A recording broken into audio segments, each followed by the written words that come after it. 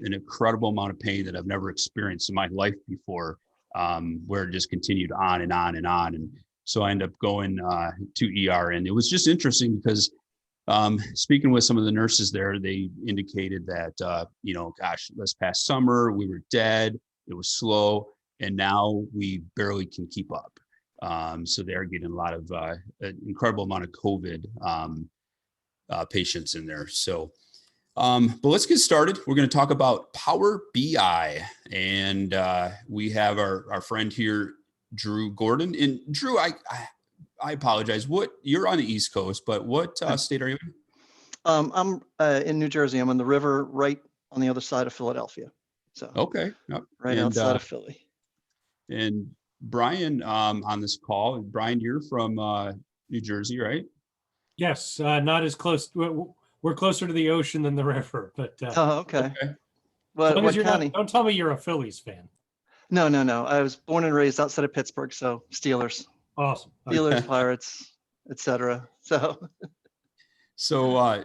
Drew is a Power BI what to say geek, right? Right, yeah. Drew? Yeah. Geek works. He knows the stuff. And I'm excited to bring him on board today because Power BI is an incredibly powerful tool. In some of the things that we use, we say we're not scratching the surfaces at it, some of the products that are out there. But I think really a lot of us, most of us might not even be using it at all. So, so we got to get to the point where we're using it before we can get to the point where we're just scratching the surface, and then you can get more advanced. So with that being said, I'm going to turn it over to Drew. Drew, you do have co-host rights to be able to share a screen. Okay. So without any further ado, Mr. Drew Gordon. All right. Well, thank you all for welcoming me. I appreciate being here, and I'm quite honestly surprised that somebody wants to actually listen to me for any amount of time, but hey, that's fine. I'll take it. I specialize in Power BI. I studied data science for a while, and in my studies, I took a course in Power BI, and I was like, wow, this is sort of fun. And started playing around with it on my own time, took a little more courses in it, and realized that this is fun and people will pay me to do it. So since then, the last couple of years, it's pretty much all I've been doing. It's actually a lot of fun, and it really makes some really, really cool results. Power BI is basically it's a collection of different software services. There's a desktop. There's also an embedded application. There's an online application, and basically what it does is it takes data, any kind of disparate data. There's 150 or so different connectors, everything from Excel to PostgreSQL or anything like that, and it brings it all together, and it enables you to analyze it, use it to do some predictions, as well as then visualize it so that you can basically share it with others. I know a lot of people like to look at Excel sheets, but a lot of people don't. And this is the type of thing where it will take an Excel sheet that is Chinese to somebody, but it'll bring it out and then it'll just pop and you'll say, oh, I understand. And it's also interactive. So that you can select as you're going through, you can select one time date, one time series, you can select a product, a category, things like that, and everything will recalculate depending on that. And it also does have some AI prediction capabilities as well, which is neat. It does have different licensing. You can do it for free if you're just going to share it between yourselves. And you want to do it on the desktop, there's a free application, the desktop application, and you really don't need to have any licensing with that. If you're going to be sharing things that are not secure, same thing. You can publish things publicly to the web and share that without having licensing. If you want to share between people and use security, it's $10 per user per month, and that's what most people end up doing. And you can share it to say your office coordinator, and then she can just share it to whoever else, or you can share it to somebody else and they will share it to somebody else. It's as long as you use the same account, you would have to use the same account. They also offer the embedded, which starts, I think, around $800 a month, and that allows you to embed something in a website or a SharePoint or something like that, and then anybody can see that you would direct them to. And then they also have premium. That starts at $5,000 a month, and that's more something like IBM or something would use it, and something where you're going to have hundreds or thousands of people looking at these charts all the time, something like you would put in a public web page that gets a lot of hits. So that's the quick overview of the licensing, the features, and things like that. I usually don't talk very much, so I usually sit here in my comfy little office and play with data and things like that. So if I stumble, please excuse me, and please feel free to interrupt me whenever you want. What I want to do now is I just want to show you real quickly what the difference is, what happens with Power BI. Power BI will take, let's see, this. All right, I'm assuming you can all see this now. It's just a plain old Excel sheet with some sales data on it. Yep, we see it. Yep. Okay, it'll take this, and then where'd my share button go? Oh, there it is. It'll take this, and then it'll change it to this. And this is basically the same data. It's just drawn in through the Power BI, different connectors, and then it is calculated on the fly, and then obviously it'll display whatever different metrics that you want. This will also pull in things like this one actually has a few Excel sheets. It also has an Access database. I think that's pretty much it. I think I have a calculated table in here as well. You can create tables specifically if you want to filter things out. Let me think what else. I want to run it through real quickly, just some of the other data sets you can use. Actually, I will pull this up for you. And there's about 150, like I said, different connectors. So we have Postgres, IBM, Amazon Redshift, Access Database, JSON, SQL Server, SharePoint, web. You can get things directly from the web, Dynamics 365, Google Analytics, Adobe, Azure. You can pull things from all those different data sources.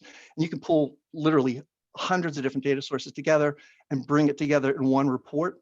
As long as the data is related in some manner, just bring it together, and then you can sort of filter it out and then share it, and it will basically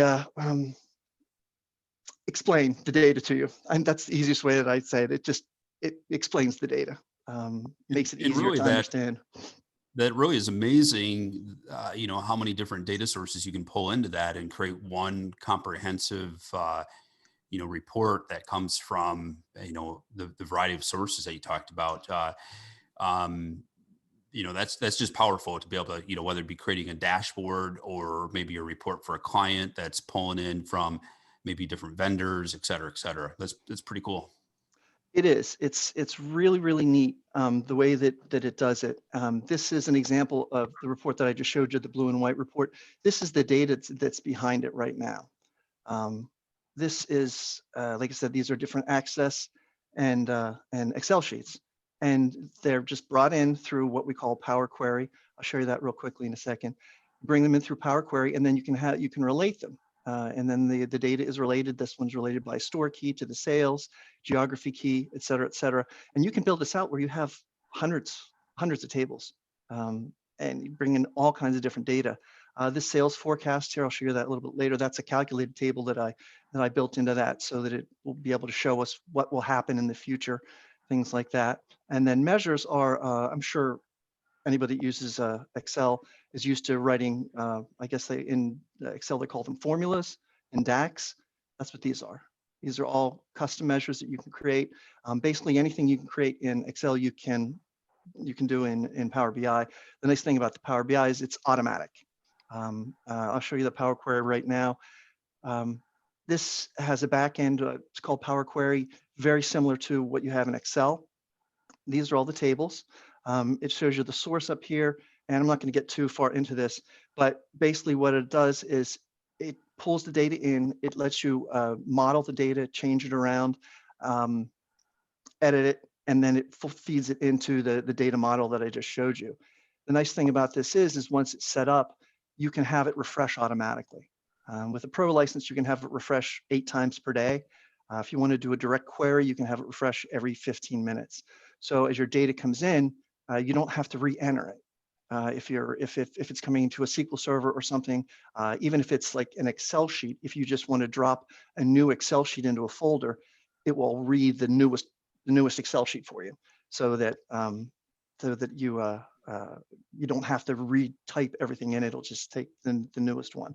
There are workarounds if you needed a faster refresh rate, right? If you need to do like a 1-minute refresh rate for dashboarding, for ITSM and that kind of thing. Yeah, if you're doing the direct query, it will actually refresh when you click on it.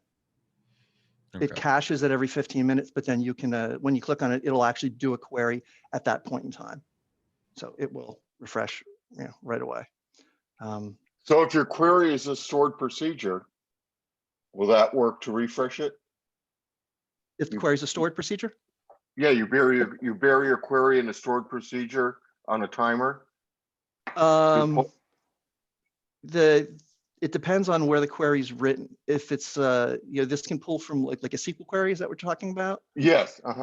Yeah, as long as it's pulling from a specific SQL query and the query is changed behind where it's being pulled from, yes, it will.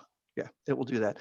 It needs to have a sort of specific endpoint that it's attaching to. But if that endpoint changes, well, if the endpoint stays the same but the data behind it changes, then that's fine. It can connect directly to that. All right, let's see. I already went through the acquiring the data, imported, cleaning, measures, measures. All right, let's get to the fun part, the visualizations. Can you see this report now? Mm-hmm. The blue and white one. Okay. Yep. Okay.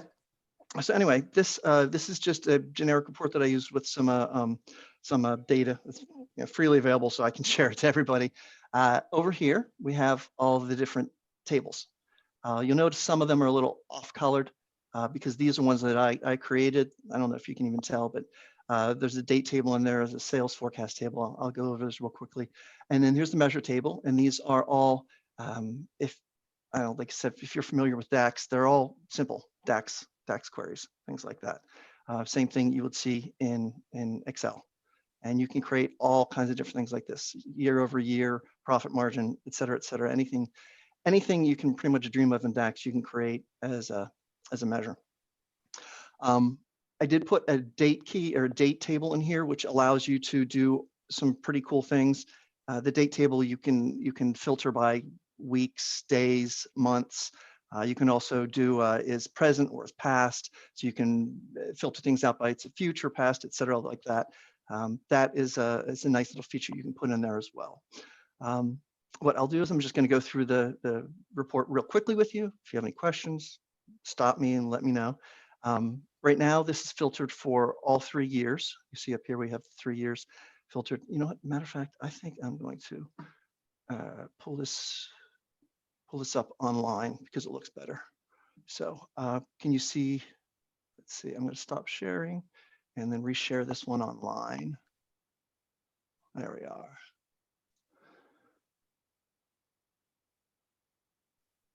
Okay, it looks like the same report now, correct? You can see this, but it says 1 to 6 on the bottom.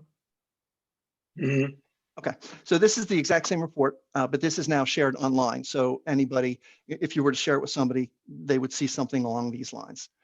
The desktop version is the editing version. That's where you can really get into the nitty gritty, but it doesn't perform as quickly as the online version because everything's already been calculated when it's online. So in any event, we have the years up here, and everything is responsive. So right now it's filtered for all 3 years, but if I want to look specifically at 2019, we click on 2019 and it shows exactly sales, profit, what everything is going on here. We've got the sales, cost, profit margin, and then also the sales year over year compared to 2018. And then if we go to 2020, show the same thing. So the sales are down for 2020.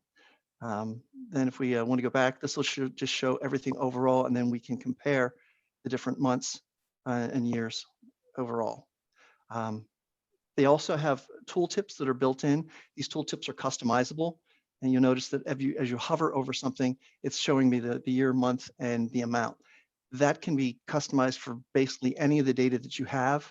So if you wanted to know the profit and the profit margin, the cost, everything, you can list all that on the tooltips as well. The excuse me, the visuals themselves can be set to cross filter. So if I wanted to look at just North America, I would click on this North America here, and then it's going to show me only North American sales and profits. Same thing with, if I look at computers, it's going to filter out the computers. It's going to show me what's just what the computers are through here. This is, like I said, this is all responsive. So as you notice, the different years change, the profits and things like that change. This is just a scatter chart down here. And also it has the ability to drill through, which is really nice, especially for somebody who's more into the Excel sheet type of thing, where they want to really get down into the details. You say like, okay, I see our computers are, you know, pretty got a decent profit margin, but I want to know a little bit more about it. You can just click on the visual, and then it gives you the option to drill through. I'm just going to go to the details matrix, and then you have all the details. So this is now filtered for just specifically computers. So then if you want to reset it for all, then there's a reset button, and then that'll just show you all the products total. So that's a quick overview of this. Is the executive sort of dashboard thing, just the high level, the KPIs and things like that. If you want to get a little more into the nitty gritty, this is more the returns and discounts. It's pretty self-explanatory, the discount, return, quantity, what's being discounted, how it drives the profits. And once again, if we want to switch the years, everything is responsive to that. Now, this is a little more interesting. This is some newer stuff that they have. And this is more, a little more AI and some forecasting, which is nice. You know, it's nice to know what's coming up. Right now, I have these set down here for the sales and then the profit. And then this is a forecast for the next 6 months at a 95% confidence interval. This is, well, the data is not live, but this is live. So as the data is updated, this would be updated and would show you, right now I have it set, you know, from 0 months from now. So it's just going to show you the next 6 months leading forward. Same thing over here. This will update as the data updates, and the forecast will update as the data updates as well. What we have right now is a calculator that saying like, all right, I have a sales goal of 150 or $150 million. How can I get to that? Or I guess it's a profit. I think this is set in profit. I have a profit to $160 million or $150 million. How do I get to that? What do I need to do? You can, if you look over here, you can increase your sales by different factors, and you'll notice that the profits respond.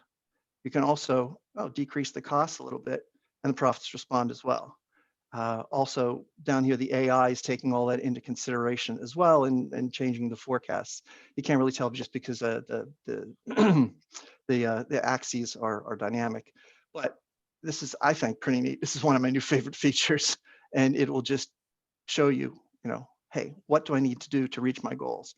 And then obviously these numbers up here change as well. Let's see what's next. Yeah, that is very cool. To be able to just, you know, create a model, determine what, you know, what kind of thresholds that you can adjust to be able to accomplish that. That's cool. Yeah, it is. It's neat, and it's a newer feature. These are parameters right up here, and the parameters are just built in, and you use them as calculations with some of the other things, and just have like, you know, profit depending on sales and costs, you know, things like that, and then it all becomes interrelated. It's pretty neat. And these are all, yeah, this is all available in the regular. None of this that I'm showing you is in the premium. This is all on the regular, the free, and the pro. Which, so there's a question out there. Alan Miller has a question. He says, any idea about differences from Kibana? I've seen some coverage about using Kibana for monitoring, analysis of logs, etc., and wondering if Power BI would be useful for that. I don't know what Kibana is. Is that another visualization suite? It's a visualization suite similar to Grafana. Oh, okay. But Kibana is in the Elk stack. Okay. But yeah, Got it. not integrated with Microsoft products, not automated with Flow and with all the apps and stuff. Excellent. Thank you. This is a visualization suite. I believe, at least from my experience, Power BI and Tableau are the ones that have the most extensibility and the most power. Tableau is another excellent suite, but it's very expensive, and it doesn't offer all the same compatibility that Power BI does. I am obviously a Power BI guy, so take that with a grain of salt. But yes, it would be along the same lines as Kibana or Grafana. But like I said, it's just a little more fully developed. And this has, like, if you're comparing it to pretty much any of the other ones except for Tableau, it has a lot more features. So, Alan, do you have any specifics of like an application for using it that way? Not right now.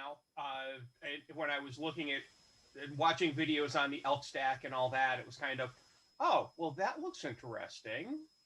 Okay. So was it pulling from like a server log as an example? Is that what you're referring to? In the case that I was looking at there, I think it was ingesting actual log data from a firewall. Okay, very cool. So, With an elk stack, you need to hold your own repository of data, so your own time-based, and then format it in a way that Kibana will be able to read that. They have a very specific format for reading time-based data. Power BI does a lot of the data manipulation. It does things for you that you'd have to do manually with elk stack. Okay, yeah, and I kind of looked at it and it's like, this would be great if I had a bunch of staff and wanted to build things myself. Yeah, I want to use elk stack so badly. But you have to have subject matter expertise at Elasticsearch, Logstash, and Kibana. And those are independent, like, expertises on their own. But they're really cool stuff. But I put Power BI in that category too. Stuff I'd really love to learn. It's just beyond my brain power. it's an easy learning curve. It really is. It is. Says the guy who knows it. Right. Well, I mean, I trust appreciate me. that because I say the same thing about VoIP. I'm like, it's not that hard, but I get it. Well, and Ray, you've got a large enough company that a lot of the sales forecasting and such that he's got here, that a lot of Power BI examples and all are probably is pretty relevant to what you're day-to-day doing. Oh, I'm a big fan of data, 100%. We hired a data analyst 2 years ago. It was a failed experiment, but we hired a data analyst 2 years ago. The problem is we were using ConnectWise as the main source of data, tying in everything else, and it was just bad idea. The problem, we use Salesforce today. We have dashboards all over the place. I mean, we use BrightGauge before, we use Salesforce now. And we go over a ridiculous amount of data week in, week out. The reason Power BI is so attractive is Salesforce is awesome at the Salesforce ecosystem. Anything outside of it becomes much more difficult. Not impossible, just more difficult. Power BI is made to pull data from disparate sources and present them in a single pane of glass, which makes it much more usable, in my opinion. The other thing that's nice about Power BI, there's actually two things. One is its integration into the rest of the 365 stack. So for example, Teams, you can use that as well, although there are some nuances there. And the other thing is that when we talk about the skill set necessary to actually deliver a Power BI solution, you can kind of think of it in 3 or 4 layers. The top layer and also expense and cost as you go up or down them. The top layer is really the DBA, the data geek, who has to create the views, who has to optimize the queries, understand the data, whatever. But that person can basically create the views and the security framework necessary. And that's the expensive person. But you can almost say once that person has created your, for lack of a better word, library, that person can not go away, but isn't needed as much. Next, you've got, and I usually refer to it, that would be where your data analyst to a certain degree. That's basically a really good Excel user on steroids. All right. As far as skill set and costs and all that, that's the person who can actually create, who has to be walking equally the actual understanding the business process and the business questions and the data views that they're going to have. And that person can kind of create some of the dashboards and some of the preliminary stuff. Then you can have some of the Power BI power users who can kind of take what that person's created and really go to town. And then you got people like me who I just want to see pretty colors. Drew, do you guys, and I'm asking for a friend that may or may not own a VoIP company. Do you guys, I imagine you guys do consult. I'm reading over your website, so I apologize for my ignorance. I'm just catching up now. Well, the ignorance on this subject, I have plenty of other ignorance too. I won't apologize for it. But do you guys do like custom data connectors if somebody had the need? I don't. I do have people that I can farm them out to. Okay. That's yeah. No offense, but I'm not big on JSON. Okay, fair enough. But yeah, you can connect. You can create custom APIs, and there are some people out there that I can have do that. Just to parlay off Bob's point, if you have a DBA on staff, Mhm. and you also have business process people, you can keep that DBA extremely busy with your clients on integrating best of breed products in their stack. So not talking about our stack, but talking about your client stack. Like Well, I have an MSP that does exactly that in Austin. A buddy of mine that he has a power. I was just telling him about this now in Discord, but he has a Power BI person on staff, and he does that he focuses on legal, but he gathers the data from the sources and creates these dashboards for them, and he makes a crap ton of money doing it for his clients. Oh yeah, there's a ton of businesses out there. I'm going to just say hospitality because we know that, but in other fields that have all bought these disparate systems and their business is still just all chopped up. They have tons of data that makes no sense. So if you go to like and I'll just use hospitality as an example, they'll have like Opera on the front desk, Micros in their food services, SpaSoft in their spa, and so on. And the general manager or the accounting staff is still spending hours and hours to compile and compare data from multiple stacks that they analyze after the fact, which makes it to me useless. Mm-hmm. Yeah, I can imagine that. I worked in restaurants when I was younger, and I worked on Micros. Yeah, which is not an Opera tried to buy them all. It was, you know that. I didn't know that. No. The Opera bought it all, and they didn't fix it. They just bought all these different pieces, and instead of bringing it together, they just said we own it all. Great, and they'll play together nicely. Yeah. Oh. Any other questions right now, or shall I finish this up? Keep going. Yeah, go ahead and keep going. There is another question, but we'll save it for a little bit later as you go through some of this additional information. So okay, just some quick visuals. This is a little more of the given the detailed data, and you have bars just showing yes, good or bad, things like that.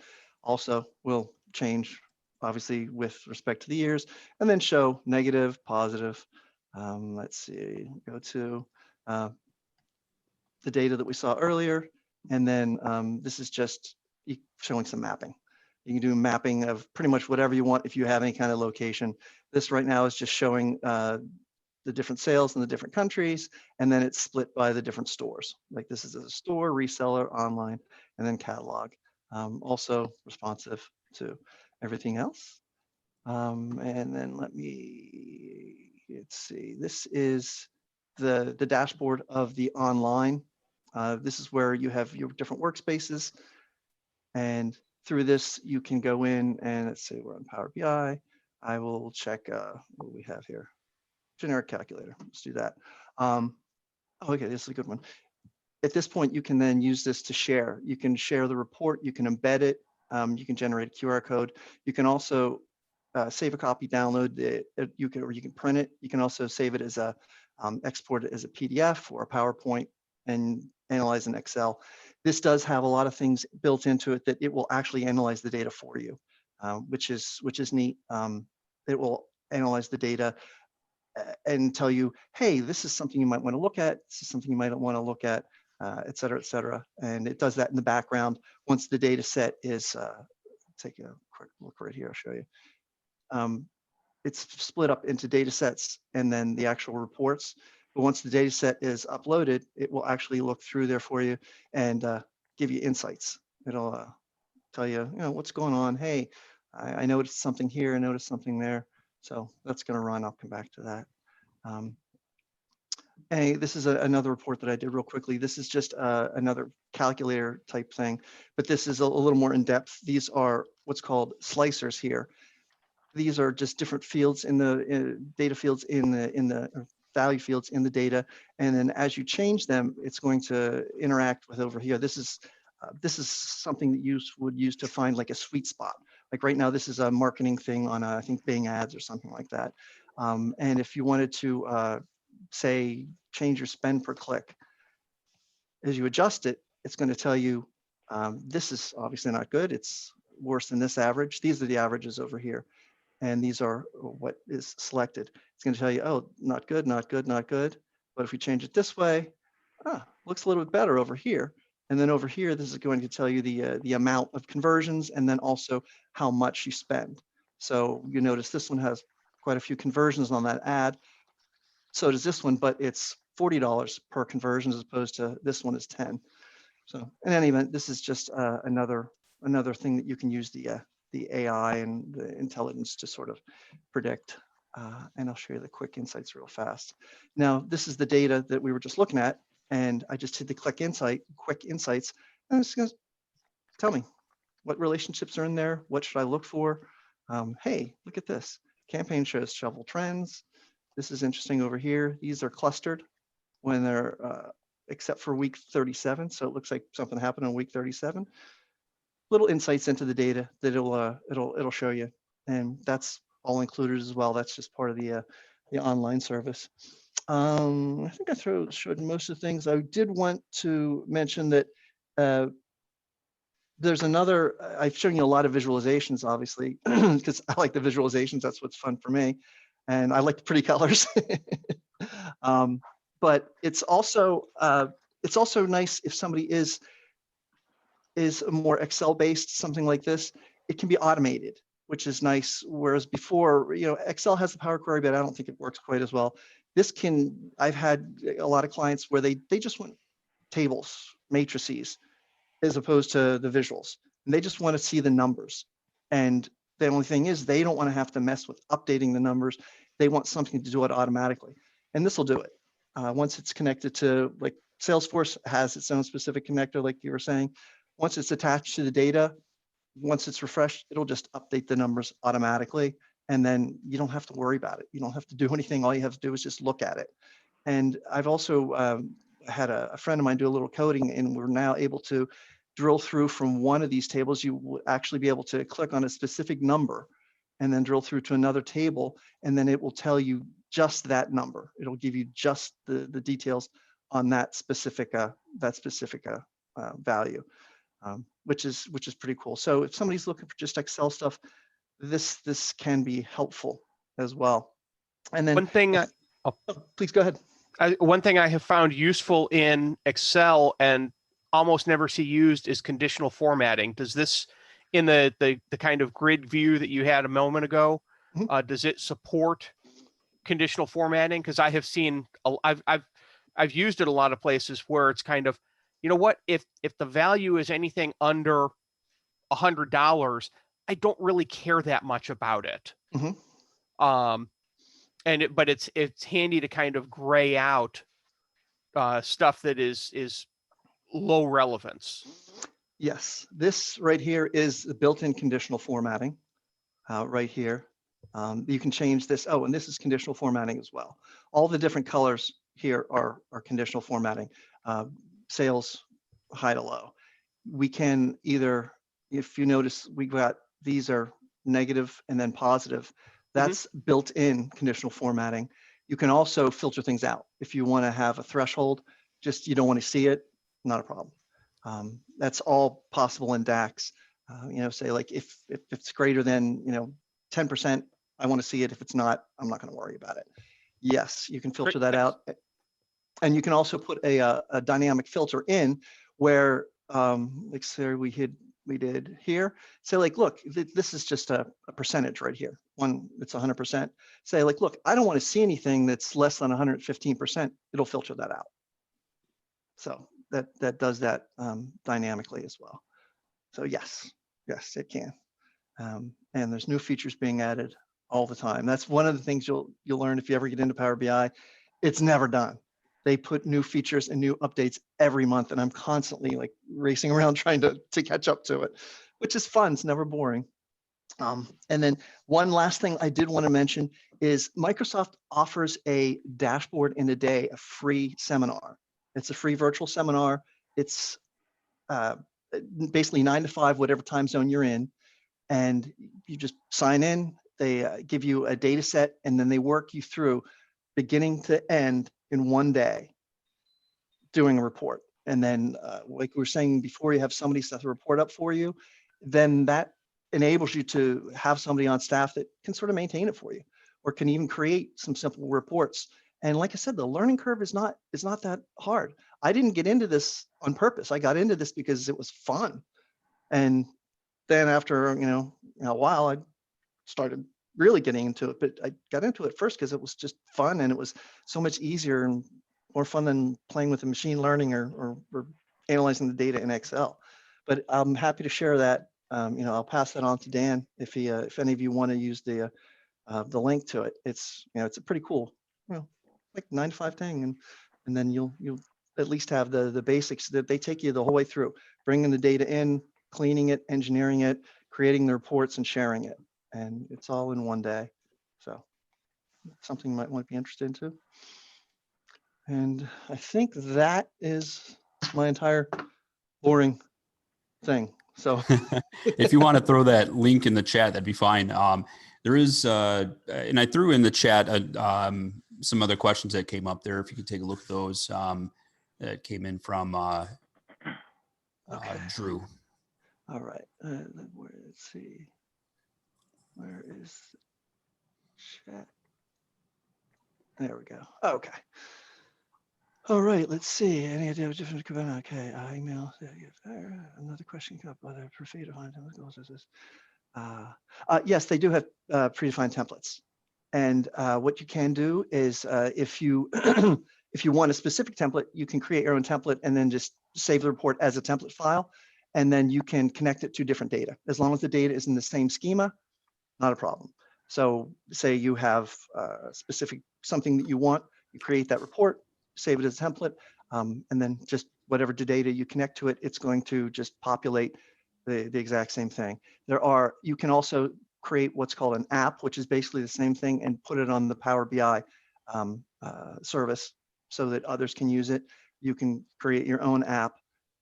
And yes, and there are quite a few new apps out there. There are apps coming all the time that people put up there that you can use. Let's see. Hopefully that makes sense. I hope I answered that question. I'm missing. If the factor is missing, you need to enter. It will put out errors, and it does give you a decent, like, look, this is wrong. It's usually when the schema is wrong that it's when it chokes. The important thing is if you want to use one report with multiple different data sets, it does have to be in the same schema. So just the same columns, rows, and not rows. You can have as many rows as you want, the same columns, and the same data types. But it is pretty forgiving, and it does have a SQL, an advanced editor in there. You can sort of change things around as well. When you connect through the Power Query, you do have the option to change things around as well. It's very forgiving, trust me. You would be amazed at some of the databases that I've had to go through. It's unbelievable. But this yes. And for learning about it, Microsoft has I believe it's still, they have the dashboard in a day as well, but they have another course. The one that I took was now deprecated. I think it's 770 or something like that. I'm not sure, but Microsoft does offer a free online course. You don't get any credit unless you pay for it. But if you do pay for it, then you can take a certification exam and you get certified like I did. But it's a free course, I believe, in the beginning. And if you want the certification, then you just need to pay for that. And that is available on Microsoft. Tons of data makes no sense. Data is information for. Yeah, I get tons of data all the time. But hey, and oh, this is funny. I thought it said nobody likes an offended Marine, and I was like, oh, my brother's a Marine, so I understand that. But it's nobody likes an offended Marine. Let's see. And as far as errors, like you brought up, Talon and I have a lot of experience with that when we were building out the reports this past summer that was showing economic injury for MSPs. And when we ran into those errors, that is how we found Drew, because we reached out to him and got help from him. So it was very helpful from that perspective. Can you walk us through just creating a very simple report? Yes, that's what I'm trying to do right now. I was just finding a plain old data set that I could use. And I think, all right. Do you see the little Microsoft guy here? Is it now blank screen? Yeah. No, we still have the Power BI design slide there. Or All right, I will dashboard. change this. Data model. Okay. There we go. Okay. This is what this is this is just remember this Excel sheet that I showed you earlier? It was just like a mess. This is the data from that. This is the data model right here. This is everything that we have down in the center. That's just messy table. I also split it off into, you try to organize things into facts and then dimensions. And then this is, like I said, the date table that I like to use. So here's the back end of it. Right here, we have the front end. These are all our different measures. This is a pretty simplistic one, but we've got that here. And then dates, etc. In order to build a report, really, all you got to do is start dragging some stuff onto the pane. And then it's going to start populating things for you. Right now, this is our profit. All right. And like, okay, well, what do I want to see the profit by? Let's see. May as well just do date. There we go. So this is now our profit over these years.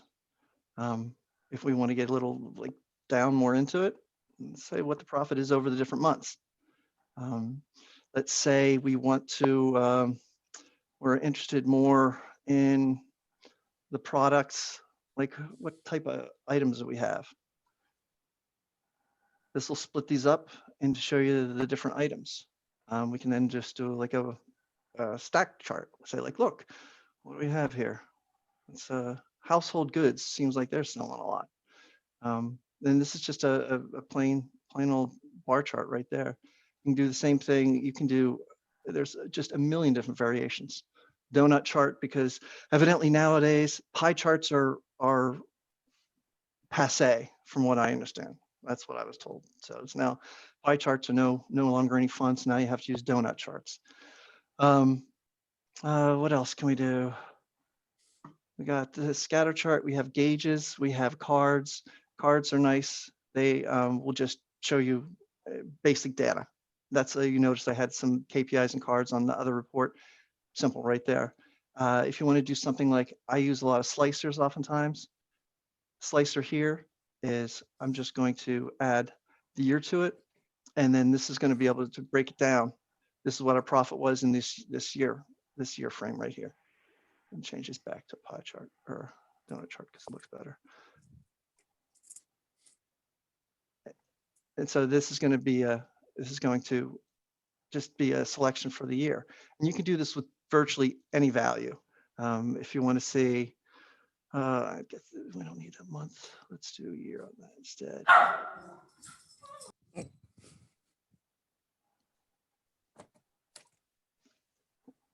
Okay, there we are. And then it'll show you the different sales. Like you said, this has the hover, the tooltips that'll hover over there. And let's say we wanted to do a filter by different products. So just do the same thing here. And then it'll give you a list of the products. You can also do a drop down if you want, but so I just want to see the cosmetics. All right, that's what we got there. I have here, and let's do a quick, I'm gonna put some data on there. So that it looks, you can see more what's there we are. You can see the values a little bit better. Now this is like how easy it is to build the charts and things like that. What you want to do is you want to figure out what you want to see. You sort of make a story out of it. If you want to see what the profits are, how things are affecting sales, or et cetera, that's what you want to see. That's the whole key to building the profits. You can throw as many charts on there as you want, as many graphs. It's obviously very easy to put them up there. You got to figure out what you want to see. And then you sort of have to go along with the data, and the data is telling you something. And then also you have to figure out what your needs are, and sort of bring them together. In any event, this is obviously a simple, quick report. You can do all kinds of different formatting and things like that. Change the colors for virtually everything. We got completely different formats, themes. You can create your own themes. I generally try to create a custom theme for whatever clients have. If they have a custom branding, just bring that in and you create a JSON. I know it's JSON, but create a little JSON file with their theme and the branding and things like that. It's nice. This is the old style, which I just don't like that at all, but every once in a while somebody does. And you can change the backgrounds, you can change the fonts, the colors, pretty much everything. Let's see, is there anything specific, like, did you want me to show you on like a report right now that I can just whip up for you real quickly? Yeah, including just show us where up above and in that home section where the data sources can be selected from. Sure. Because there's quite a few options. Yes. There we go. I like put shadows on so I can see stuff. For right here, we're going to go for to get data. These are just the standard ones, the ones that Microsoft recommends pretty much. But you'll notice if you go here, there's just a ton of them. This is everything here. You get everything. Yeah, I don't see the one I was looking for, but that's fine. I'm just kidding. Oh, yeah. Well, yeah, there's a lot. Like QuickBooks Online. You would think, oh, QuickBooks Online, they have a connector, but it doesn't work, and it's not going to work for another month or two. So I've got a client waiting. Well, it's until... Intuit, so that's not a surprise. Yeah. yes, exactly. But yeah, they have so many, and they also, you can create, if you can get an OData feed or an ODBC, you can connect that way as well, which is nice. And then that's all available up here. There's just a million different things up here that you can use to adjust, to attach to new things. Obviously, you can get right from Excel, and you can enter data yourself, which is what I use to build this table up here for measures. You can enter your own data. You can create tables. You can create calculated tables. You can this dim date right here is a calculated table that I created. You can add that in there. And then, like I said, this is for time intelligence, because a lot of times people want to know, like, what are year-over-year things like that. And that's extensible too. It can be as easy or as complicated as you want it to be, if you want to get really, really into it. Yeah, it's pretty cool. Very cool stuff. Oh, yes, I do have people. I've had to go back and forth with people, different colors all the time, which is fun for me, because I like that. That's the real kick for me.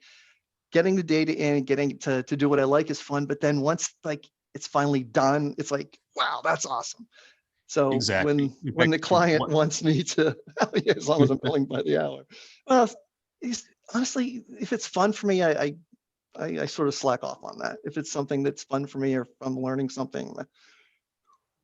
That's awesome. Yeah, I mean, it's like I think it was Wednesday, we were talking with our group about the difference between something being functional or pretty. And there was a story to that, but I want it to be both. I want it to be very functional as far as ability to bring data in without us having to do all kinds of digging and pulling from different sources, but also want it to look pretty. And, and with both of them together, it becomes powerful, and it's something that, you can really blow away your clients by being able to present something to them, or just internal dashboards. we all have a variety of data sources for the different tools that we use, and this is a great way to pull it all together. Does anybody have any questions for Drew? We just have another minute here left.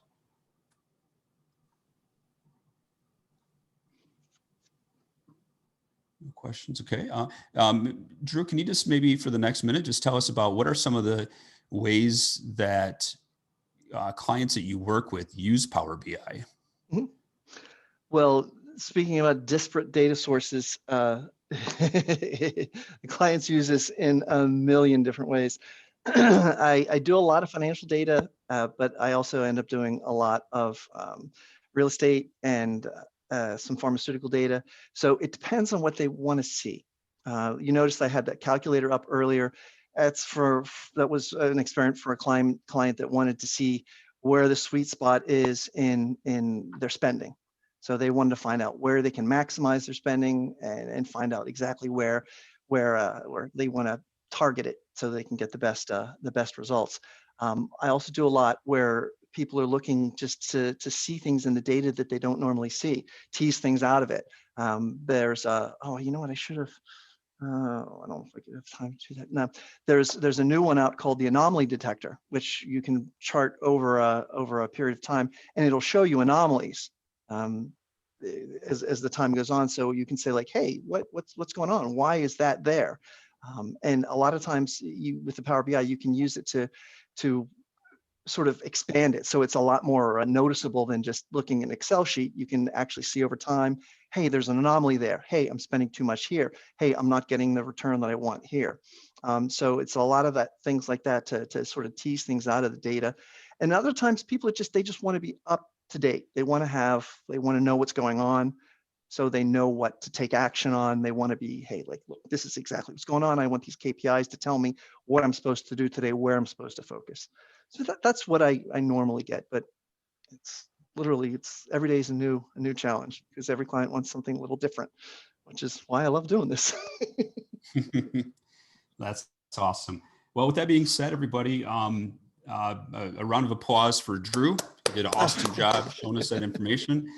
Thank you. We greatly appreciate it. And for anybody that is working to put some Power BI, whether it be dashboards or reports together, and you need to have some expertise advice, Drew's company does that. The email is data@powerbidesign.com. It is up in the chat. Talon put that up there. It's a few up in the chat at 12:55. There's his email address in there. So, and his web address, which is powerbidesign.com. So he's a great resource. He has helped us out when we were working with some Power BI reports, and we'll definitely be using them again in the future, just to make our lives easier. Some of the things, you have to, we as technicians, we have to determine when to throw in the towel. And that doesn't mean give up. It means, knowing when something is beyond your capabilities, where you can leverage someone else to make it happen in a quicker, more efficient time, and so on. So that's where people like Drew come into play. But with that being said, everybody have an awesome weekend, and relax, enjoy, stay safe, wash your hands, use your mask, and we'll talk to you guys next week. Thank you, everybody. Thank you all. Thank you, Drew.